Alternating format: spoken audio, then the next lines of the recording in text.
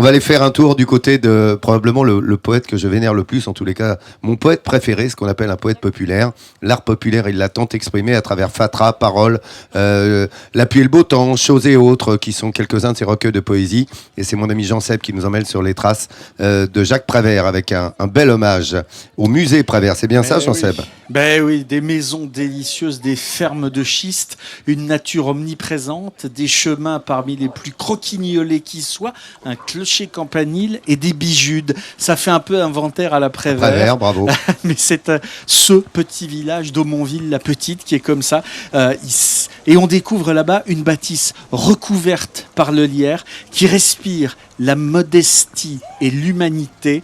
C'est ça la maison de Prévert et c'est ça son univers. Aumonville-la-Petite. Un petit village tranquille à la pointe de la Hague.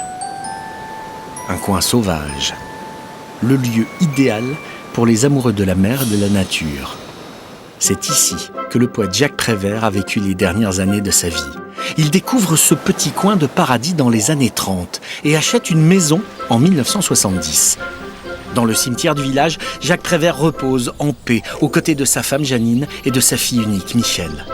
Aujourd'hui, la maison de Prévert est devenue un musée et fait la renommée de ce coin du Cotentin.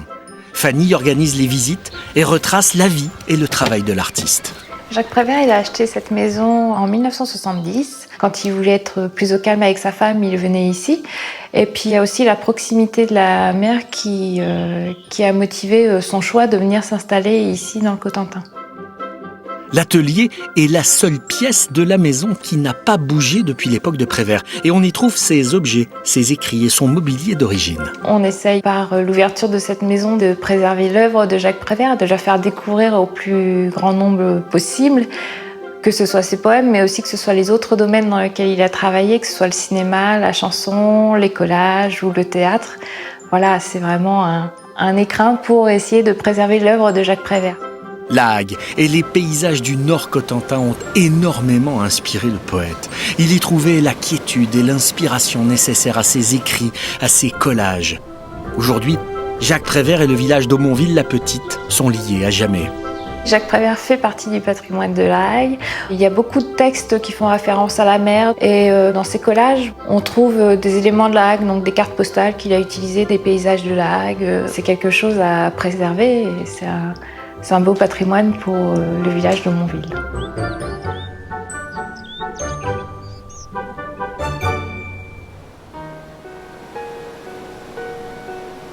Avant de s'installer dans sa maison d'Aumonville, Jacques Prévert aimait venir ici, à Port-Racine, le plus petit port de France.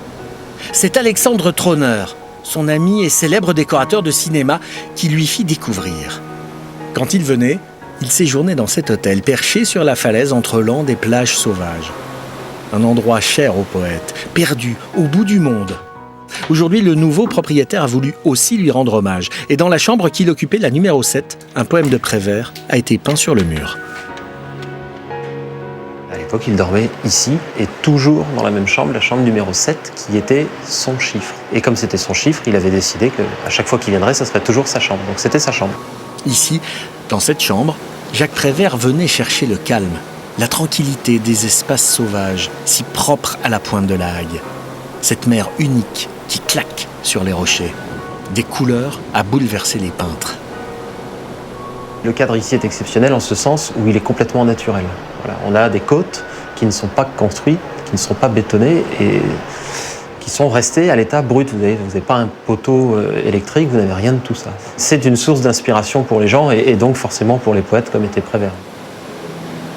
À quelques pas de là, à Saint-Germain-des-Vaux, derrière Port-Racine, son ami antiquaire du Cotentin, Gérard, lui a dédié un jardin. 3 ans après sa mort en 1980, il décide de rendre hommage au poète en plantant des arbres et des plantes dans ce petit coin de verdure, véritable havre de paix. J'ai commencé le jardin en 80 et on l'a ouvert au public pour les 10 ans de sa mort en 87. C'est une tradition. Pour la naissance d'un enfant ou pour la mort d'un ami, on plante des arbres parce que les arbres nous survivent Ils grandissent avec le souvenir. La première fonction d'un jardin, c'est de donner du bonheur et de la paix pour l'esprit. Au pied des arbres, Gérard a reproduit des textes de Prévert, pour la plupart des inédits. Et dans ce jardin, chaque visiteur pourra ainsi passer un moment de communion avec Prévert, une certaine façon de prolonger sa vie. C'était le seul hommage qu'on pouvait lui rendre, et en mettant dans ce jardin beaucoup de textes, les gens les lisent, les gens les photographient, les gens les découvrent. C'est en tout cas le seul endroit où on peut lire des textes de Prévert, des inédits, beaucoup d'inédits. Ici règne le calme, au rythme de l'écoulement du ruisseau. Dans chaque recoin, l'esprit de Jacques Prévert. Un pont, une plante, un arbre. Un bien bel hommage pour celui qui avait publié un recueil intitulé « Arbre » et pour cet amoureux de Lagues, de Port-Racine, de Montville-la-Petite. Cette terre perdue au bout du monde n'en finit pas de déployer ses paysages hors du temps, avec une lumière magique et une symphonie de couleurs en toute saison. Vous imaginez Prévert qui toute sa vie durant a défendu les faibles, les opprimés, les victimes avec sa générosité bourrue et ses mots magnifiques.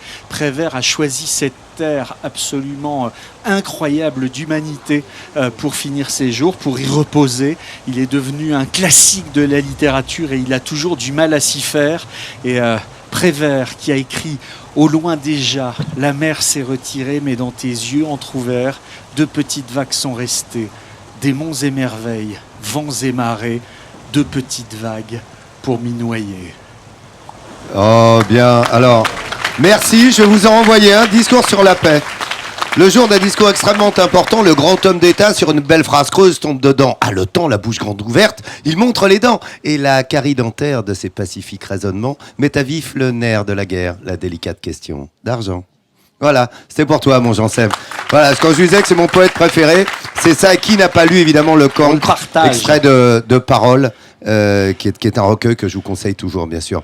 Alors, tu connais bien cette maison et évidemment le jardin de Prévert, hein, Stéphane. Bah oui, c'est un bel endroit. Et ce que j'aime c'est la simplicité de cet endroit, la façon dont on est là un peu comme chez soi. Il était lui ici comme chez lui, il était chez lui, et son jardin nous parle à nous parce qu'il a cette même simplicité. Et il y a cette tombe qui est tout à fait étonnante, qui est fleurie également, vous l'avez vu tout à l'heure, la tombe de Jacques Prévert, que vous découvrez là. Et alors en fait, c'est un frotteux qui fait office de stèle. Et un frotteux ici, on connaît bien, hein, parce qu'évidemment, il y avait beaucoup de vent dans les Landes, donc il y avait peu d'arbres. Donc on y mettait des stèles telles un dolmen, vous voyez, sur lesquelles les vaches viennent se frotter, d'où le nom frotteux ou frottin, me semble-t-il. Enfin, c'est les deux noms. Oui, c'est bien ça. Et on a mis un frotteux, c'est bien ça, hein, Sophie. Oui. On a mis un frotteux et il y a un lierre qui s'entoure autour et un rosier qui pousse autour de cette tombe qui est extrêmement visitée.